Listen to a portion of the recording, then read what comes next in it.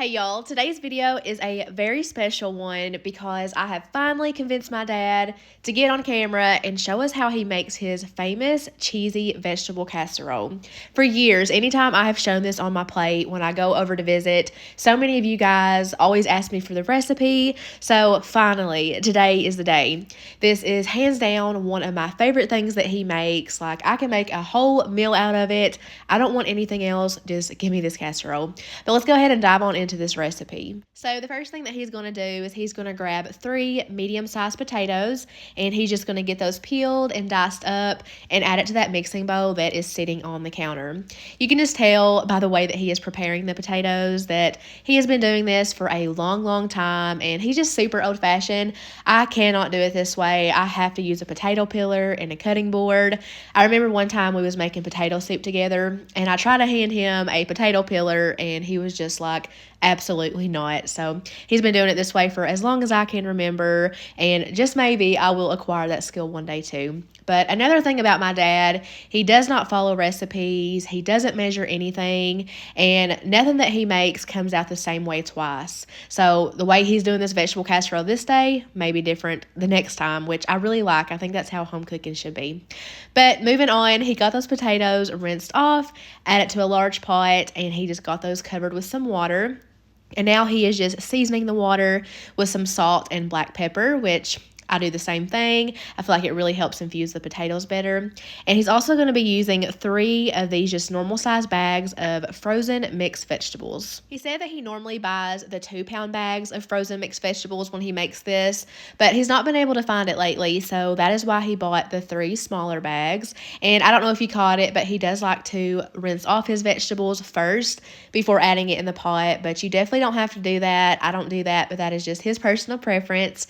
And he's just adding in some more water to make sure that the veggies are well covered in the water. And here he was just trying to decide if he should add in that full 3rd bag, since the ounces was more than what a 2-pound bag would be. He was worried about it not all fitting inside of his casserole dish, but it did. So he just covered that with a lid and waited for it to come up to a boil. And then here he decided that he should probably add in some more salt so that those veggies would be well seasoned. And I don't think he always does this, but he said that some like dried minced onion sounded good to go in this. So he's just going to add plenty of that in there to like infuse the vegetables with that flavor. He uses this a lot in his cooking because he knows how much I hate like real onions. So this way everyone can be happy. I need to start buying that myself. I normally just stick to onion powder, but maybe I'll buy it soon. But anyways, he just waited for those vegetables to get tender, and then he just drained that off, and he's going to add that back on into the same pot. As you can see, he does have this pot off of the heat for now. That way the vegetables doesn't scorch on the bottom while he's trying to get everything added. But he's just cutting in a half a stick of butter, and he's also going to dump in 2 cans of the Campbell's cream of chicken soup.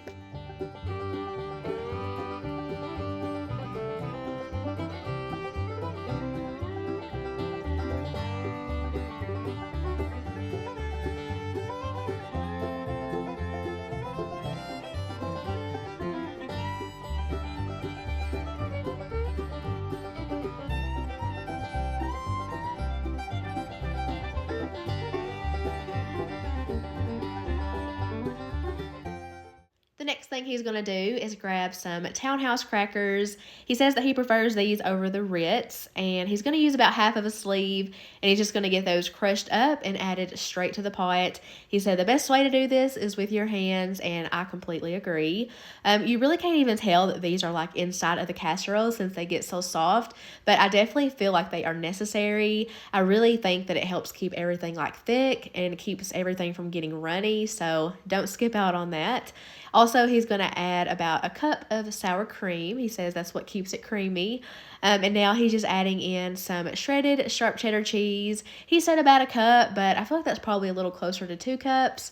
I don't know, but just use your best judgment there. As you've seen, he has the pot back onto the heat. That way the cheese can start to melt down, and he's just getting everything all folded together. But when my dad agreed to do this video, he did not want his voice to be on the video, which is why I'm doing the voiceover. And I just think it's funny because him and my husband are so much alike. they are camera shy, but in real life, they are the most social people you will ever meet. They don't know a stranger. They make friends wherever they go. But my dad is just the type, if you ask for a recipe, he'd rather give it to you face to face or over the phone. So this is very strange for him. And I say that so that hopefully you guys will hype him up in the comments. I know that he will be reading them and it'll make his day. But moving on, as you guys seen, he is just getting that transfer to a casserole dish. I don't know the size of this dish. I have the same one and it doesn't say it on it, but I do know it is the perfect size for this because it leaves it thick. I wouldn't recommend using like a 9x13. I think it would turn out too thin and then you'd have too much of like a cracker topping versus like the vegetable ratio. So this is perfect. And as you can see, he is just getting 2 cups of this Velveeta shredded cheese added to the top. And he said that he uses the 2 different types of cheese because if he uses a sharp cheddar on top, he said that it can turn out kind of crunchy and hard. But if you use the Velveeta, it melts a lot better and just makes it like creamy on top. For the last final step, he's going to take a full sleeve of those Townhouse crackers and he's just getting those crumbled up and evenly spread on top of the cheese. I love the cracker topping. I love the texture and crunch that it gives. I also wanted to add, if you don't like mixed vegetables, you can swap it out with broccoli and you'll have a really good broccoli and cheese casserole. Or you could even add like some cooked chicken into the casserole and you would have a complete meal. But now it is time to get this in the oven and let it start cooking. He has the oven preheated to 350 degrees.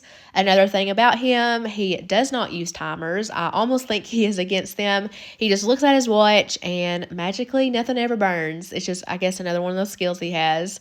He just kind of keeps an eye on it, make sure that it's not getting too browned on top. This ended up cooking for around 35 minutes, but I would start checking it around 30 minutes since, you know, everyone's oven is different. Another thing that he always says is to let the food rest before like cutting into it. He thinks that it tastes better that way and the consistency is better, and I can agree on that. I have learned that over the years. But you know it's done when it's like bubbling around the edges and like I said, once it's like golden brown on top. This really is so delicious, and I myself am really happy to finally have this recipe. I didn't even know like exactly how he made it, so I'm happy that this will live on my channel. This is the perfect side dish for anything really, but it would especially be great for like a large gathering or a holiday since it is on the richer side, and just for the fact that it can feed a crowd. It makes a lot. If any of you guys try this out using his recipe, definitely come back to this video and let us know down in the comments what you thought about it. Or if you have Instagram, take a picture, tag me, and I would love to see that.